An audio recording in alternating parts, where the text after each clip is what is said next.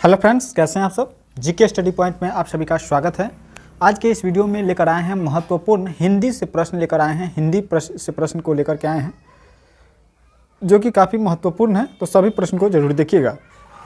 पहला प्रश्न है दोस्तों, क्या है? पहला प्रश्न है, हिंदी वर्णमाला में स्वर की अक्षर कितनी होती है? हिंदी वर्णमाला में स्वर अक्षर कितनी होती है दोस्तों? तो बिल्कुल हिंदी वर्णमाला में स्वर की जो अक्षर होती है वह 11 होती है। कितनी होती है? 11 अक्षर होती है। 11 ऑप्शन सी हो जाएगा सही जवाब। अगला प्रश्न देखते हैं, और अगला प्रश्न है, क का उच्चारण स्थान होता है। क का उच्चारण स्थान कहाँ से होता है दोस्तों? तो क का उच्चारण स्थान जो होता है कंठ से होता है। कंठ ऑप्शन ए हो जाएगा इस प्रश्न के लिए बिल्कुल सही जवाब हो जाएगा। वही बात करते हैं अगला प्रश्न का, और अगला प्रश्न है दोस्तों, अगला प्रश्न क्या कहता है? वीडियो बनाते हैं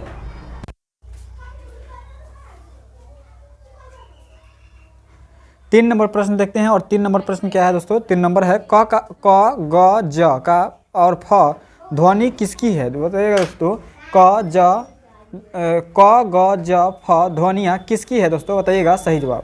तो बिल्कुल सही जवाब जो हो जाएगा आपका क्या हो जाएगा? अरबी अंग्रेजी है। कौन सा है दोस्तों? अरबी अंग्रेजी है। अरबी अंग्रेजी ऑप्शन सी हो जाएगा इस प्रश्न के लिए बिल्कुल सही जवाब। ठीक है दोस्तों, क्या हो जाएगा? ऑप्शन सी हो जाएगा इस प्रश्न के लिए सही जवाब। अगला प्रश्न देखते हैं, और अगला प्रश्न है दोस्तों 4 नंबर प्रश्न है। 4 नंबर प्रश्न क्या कहता है? अय के उच्चारण स्थान कहाँ से होता है? अय का उच्चारण स्थान जो होता है वह कहाँ से होता है दोस्तों? अय का उच्चारण स्थान कहाँ से होता है? तो बिल्कुल सही जवाब हो जाएगा 4 नंबर प्रश्न के लिए सही जवाब हो जाएगा कंठ तालव्य से होता है। कंठ तालव्य से होता है। ऑप्शन बी हो जाएगा इस प्रश्न के लिए बिल्कुल सही जवाब।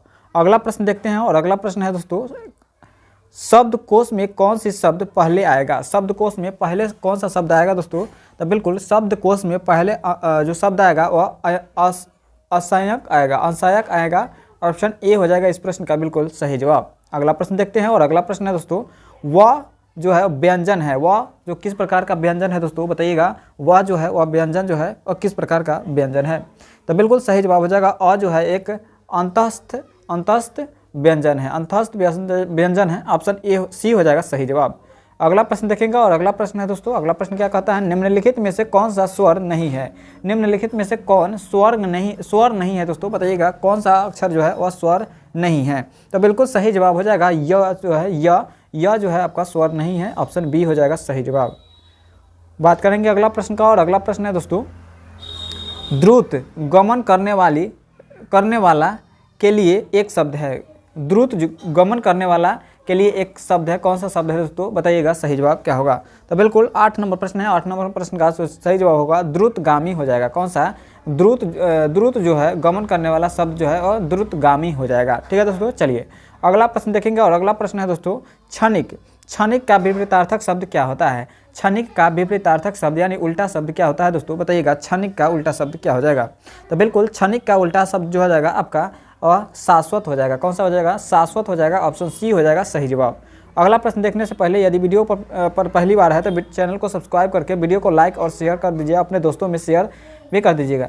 4 दिन की चांदनी मुहावरे का सही अर्थ क्या है? 4 दिन की चांदनी का सही अर्थ क्या है दोस्तों? तो बिल्कुल थोड़े दिन की सुख होता है। 4 दिन की चांदनी फिर वही अंधेरी रात, यानी थोड़े दिन की सुख को होता है। ठीक है दोस्तों, चलिए बात करेंगे अगला प्रश्न का, और अगला प्रश्न है दोस्तों, मुंहतोड़ शब्द में कौन सा समास है? मुंहतोड़ शब्द में कौन सा समास है दोस्तों? तो बिल्कुल मुंहतोड़ शब्द में जो समास हो जाएगा वह कौन सा समास हो जाएगा दोस्तों? तो बिल्कुल इस प्रश्न का जो सही जवाब हो जाएगा वह इसका जो है आप कमेंट में बताइएगा कि मुंहतोड़ शब्द का समास में कौन सा समास होगा। चलिए अगला प्रश्न देखते हैं, और अगला प्रश्न है दोस्तों, पाप पुण्य शब्द में कौन सा समास है? बताइएगा पाप और पुण्य में कौन सा समास है? पाप पुण्य में जो है वह तत्पुरुष समास है। तत्पुरुष समास ऑप्शन ए हो जाएगा इस प्रश्न का बिल्कुल सही जवाब। अगला प्रश्न देखेंगे, और अगला प्रश्न है दोस्तों, निम्नलिखित में से कौन सिंह का पर्यायवाची नहीं है? निम्न में से कौन सिंह का पर्यायवाची नहीं है दोस्तों? तो बिल्कुल निम्न में से आपका तरित जो है वह सिंह का पर्यायवाची नहीं है। ऑप्शन डी हो जाएगा इस प्रश्न के लिए करेक्ट आंसर।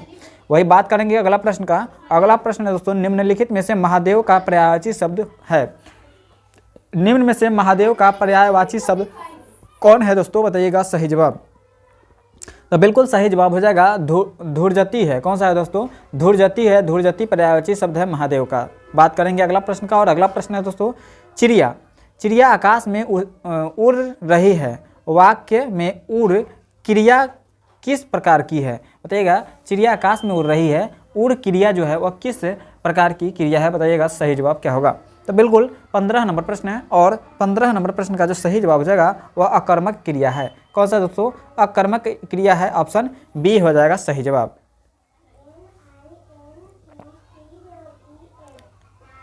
चलिए बात करेंगे अगला प्रश्न और 16 नंबर प्रश्न है। 16 नंबर प्रश्न क्या है? प्रतिदिन किस समास का उदाहरण है? प्रतिदिन जो है वह किस समास का उदाहरण है दोस्तों? तो बिल्कुल अव्ययी भाव समास का उदाहरण है। किसका? अव्ययी भाव समास का उदाहरण है, ऑप्शन ए होगा सही जवाब। अगला प्रश्न देखेंगे और अगला प्रश्न है दोस्तों, हिंदी में व्यंजन वर्णों की संख्या कितनी है? हिंदी में व्यंजन वर्ण की संख्या कितनी है दोस्तों? तो बिल्कुल हिंदी में व्यंजन वर्ण की संख्या जो है आपका टोटल 33 है। कितना है दोस्तों? व्यंजन वर्ण का संख्या जो है 33 है और स्वर वर्ण की संख्या जो है 11 है। ठीक है दोस्तों, याद रखिएगा। अगला प्रश्न देखेंगे और अगला प्रश्न है दोस्तों, कवर्ग कवर्ग का उच्चारण स्थान होता है। कवर्ग का उच्चारण स्थान जो होता है वह कहाँ पे होता है दोस्तों? तो बिल्कुल कंठ से होता है। ठीक है दोस्तों, कवर्ग का उच्चारण स्थान जो होता है आपका कंठ से होता है। अगला प्रश्न देखेंगे और अगला प्रश्न है दोस्तों, पवर्ग का उच्चारण स्थान होता है। पवर्ग का उच्चारण स्थान जो होता है वह कहाँ पे होता है दोस्तों? तो बिल्कुल ओष्ठ से होता है, ओष्ठ से होता है, ऑप्शन सी हो जाएगा सही जवाब। अगला प्रश्न देखेंगे और अगला प्रश्न है दोस्तों, टवर्ग टवर्ग का उच्चारण स्थान जो होता है वह किससे होता है दोस्तों? कमेंट में बताइएगा। टवर्ग टवर्ग ट कहने से यानी किसका हो रहा है उच्चारण स्थान? बताइएगा टवर्ग का। बात करेंगे अगला प्रश्न का और अगला प्रश्न है दोस्तों, च वर्ग का उच्चारण स्थान कौन सा है? तो बिल्कुल च वर्ग का उच्चारण स्थान जो है आपका क्या हो जाएगा सही जवाब? तो बिल्कुल सही होगा आपका तालु से है।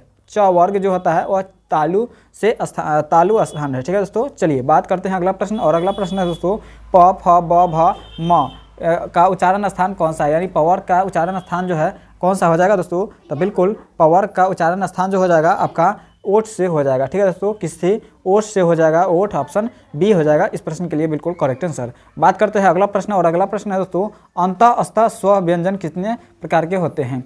अंतः अस्थ व्यंजन जो होते हैं वो कितने प्रकार के होते हैं? तो अंतः अस्थ व्यंजन जो होते हैं टोटल 4 प्रकार के होते हैं। कितने प्रकार के? 4 प्रकार के होते हैं, याद रखिएगा 4 प्रकार के होते हैं। अगला प्रश्न देखेंगे और अगला प्रश्न है दोस्तों, व का उच्चारण स्थान क्या है? तो बिल्कुल व का उच्चारण स्थान जो है आपका दंतोस्थ है। कौन सा? दंतोस्थ से है, ऑप्शन ए हो जाएगा इस प्रश्न के लिए बिल्कुल सही जवाब। अगला प्रश्न देखेंगे और 25 नंबर प्रश्न है, महेंद्र का संधि विच्छेद क्या हो जाएगा? महेंद्र का संधि विच्छेद जो होगा क्या होगा दोस्तों? तो बिल्कुल महेंद्र का संधि विच्छेद जो होगा आपका महाजोड़ इंद्र हो जाएगा। क्या होगा दोस्तों? महाजोड़ इंद्र हो जाएगा, ऑप्शन बी हो जाएगा सही जवाब। वही बात करेंगे अगला प्रश्न और अगला प्रश्न है दोस्तों, क वर्ण किसके योग से बना है? क वर्ण जो है वह किसके योग से बना है दोस्तों? तो बिल्कुल क वर्ण जो है आपका क प्लस अ से बना हुआ है। किससे? क प्लस अ से बना हुआ है।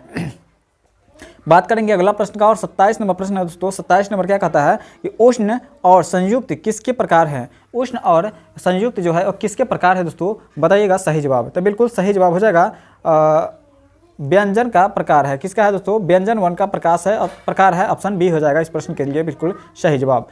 अगला प्रश्न देखते हैं और अगला प्रश्न है दोस्तों, स्पर्श व्यंजन कितने प्रकार के होते हैं? स्पर्श व्यंजन जो होते हैं वो कितने प्रकार के होते हैं दोस्तों? तो बिल्कुल स्पर्श व्यंजन जो होता है टोटल 25 प्रकार के होता है। 25 प्रकार, ऑप्शन ए हो जाएगा इस प्रश्न के लिए बिल्कुल करेक्ट आंसर।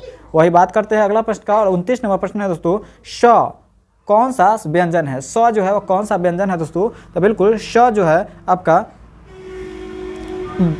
उष्ण व्यंजन है। कौन सा? उष्ण व्यंजन है, उष्ण व्यंजन, ऑप्शन बी के साथ जाएगा बिल्कुल करेक्ट आंसर। वही बात करेंगे अगला प्रश्न का और अगला प्रश्न है दोस्तों, त्र वर्ण किसके सहयोग से बना है? त्र वर्ण जो है वर्ण है वह किसके सहयोग से बना है दोस्तों? बताइएगा कौन सा हो जाएगा इस प्रश्न के लिए बिल्कुल करेक्ट आंसर। तो बिल्कुल सही जवाब हो जाएगा त र प्लस अ से बना हुआ है त्र। ठीक है, त र प्लस अ से बना हुआ है त्र, ऑप्शन बी हो जाएगा सही जवाब।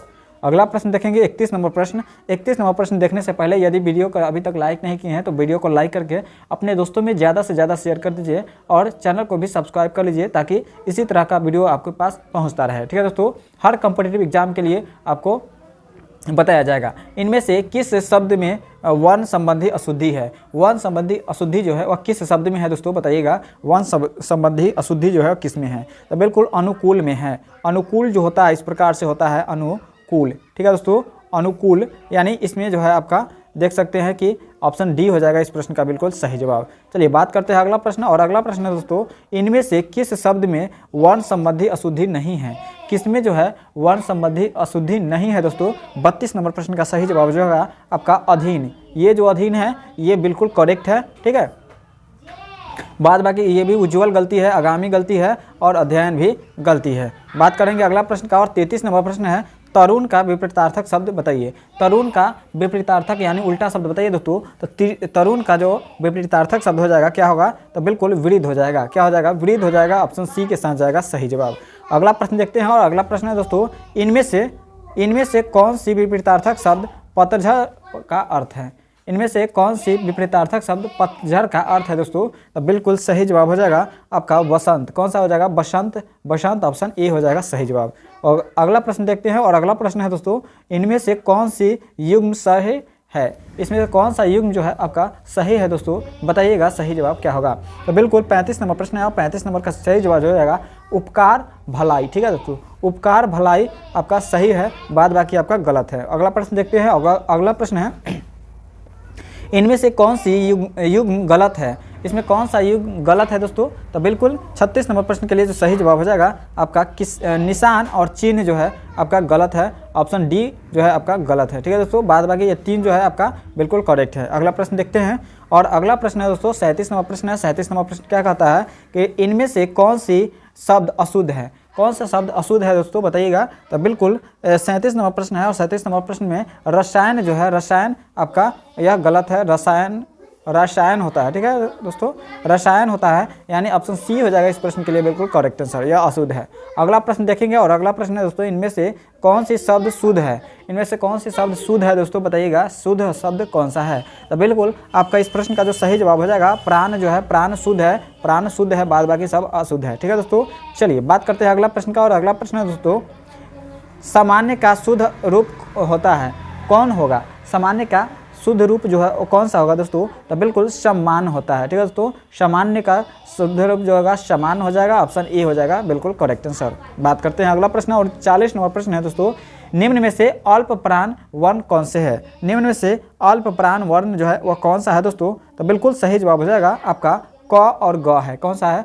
क और ग है। ऑप्शन जो हो जाएगा क्या हो जाएगा दोस्तों? ऑप्शन बी हो जाएगा सही जवाब। चलिए बात करते हैं अगला प्रश्न का, और अगला प्रश्न है दोस्तों, तुम लोगों ने यह किस वाक्य का वचन है? तुमने या किस वाक्य का वचन है दोस्तों? बताइएगा सही जवाब क्या होगा। तो बिल्कुल बहुवचन का वाक्य है। ठीक है दोस्तों, चलिए बात करेंगे अगला प्रश्न का, और अगला प्रश्न है दोस्तों, निम्न में से अल्प प्राण वर्ग कौन सा है? निम्न में से अल्प प्राण वर्ण जो है वह कौन सा है दोस्तों? बताइएगा सही जवाब 42 नंबर का क्या हो जाएगा। तो बिल्कुल क और ग है, ये तो बताया ही है, ग ऑप्शन बी हो जाएगा सही जवाब। चलिए 43 नंबर प्रश्न देखते हैं, और 43 नंबर प्रश्न है दोस्तों, निम्न में से नासिक्य व्यंजन कौन सा है? निम्न में से नासिक्य व्यंजन जो है वो कौन सा है दोस्तों? तो बिल्कुल नासिक्य व्यंजन जो है ज्ञ है। कौन सा है दोस्तों? ज्ञ है। ऑप्शन बी हो जाएगा इस प्रश्न के लिए बिल्कुल करेक्ट आंसर हो जाएगा। अगला प्रश्न देखते हैं, और अगला प्रश्न है दोस्तों, ए वर्ण क्या कहलाते हैं? ए जो वर्ण है वह क्या कहलाते हैं दोस्तों? तो बिल्कुल सही जवाब जो हो जाएगा आपका कंठ तालव्य है। कौन सा है दोस्तों? कंठ तालव्य है। कंठ तालव्य ऑप्शन डी हो जाएगा इस प्रश्न के लिए बिल्कुल करेक्ट आंसर हो जाएगा। वही बात करते हैं अगला प्रश्न का, और अगला प्रश्न है दोस्तों, हिंदी वर्णमाला में अयोग वाह कौन से है? हिंदी वर्णमाला में अयोग वाह वर्ण कौन है दोस्तों? बताइएगा हिंदी वर्णमाला में अयोग वाह वर्ण कौन सा है? तो बिल्कुल 45 नंबर प्रश्न है, और 45 नंबर का सही जवाब हो जाएगा अंग और अ हो जाएगा। कौन सा? अंग और अ हो जाएगा। ऑप्शन डी हो जाएगा सही जवाब। अगला प्रश्न देखते हैं, 46 नंबर प्रश्न है, निम्न में से बताइए कि किस शब्द में द्वित्व व्यंजन है? निम्न में से किस शब्द में द्वित्व व्यंजन है दोस्तों? तो बिल्कुल सही जवाब हो जाएगा आपका दिल्ली में है। कौन सा है? किस में है दोस्तों? दिल्ली में है द्वित्व व्यंजन। अगला प्रश्न देखेंगे, और 47 नंबर प्रश्न है दोस्तों, श यानी तालाब श, मूर्धन्य स, हदंती स और ह कौन से व्यंजन कहलाते हैं? तालाब स, मूर्धन्य स, दंती स और ह जो है कौन सा व्यंजन कहलाता है दोस्तों? तो बिल्कुल आपका संघर्षी व्यंजन कहलाता है। संघर्षी व्यंजन ऑप्शन सी हो जाएगा इस प्रश्न के लिए बिल्कुल सही जवाब। अगला प्रश्न देखते हैं, 48 नंबर है। 48 नंबर प्रश्न है, निम्नलिखित में से बताइए कि नवीन विकसित ध्वनियाँ कौन सी है। नवीन विकसित ध्वनियाँ जो है वो कौन सी है दोस्तों, तो सही जवाब जो हो जाएगा आपका ए और औ है। कौन सा, ए और औ है, दो जो है आपका विकसित ध्वनियाँ है। ठीक है दोस्तों, चलिए बात करते हैं अगला प्रश्न का। और अगला प्रश्न है दोस्तों 49वां प्रश्न है, निम्न में से कौन सा घोष वर्ण है। निम्न में से कौन है घोष वर्ण है दोस्तों, तो घोष वर्ण जो है आपका सही जवाब हो जाएगा सी हो जाएगा, म जो है आपका घोष वर्ण हो जाएगा। बात करते हैं अगला प्रश्न का। और अगला प्रश्न है दोस्तों इस वीडियो का अंतिम प्रश्न है, और इसका आंसर जो है आप कमेंट में बताइएगा कौन सा अमानक वर्ण है। अमानक वर्ण कौन सा है दोस्तों, कमेंट में बताइएगा इसका आंसर क्या हो जाएगा। 50 प्रश्न में कितना प्रश्न आप सही कर पाए हैं कमेंट में बताइएगा।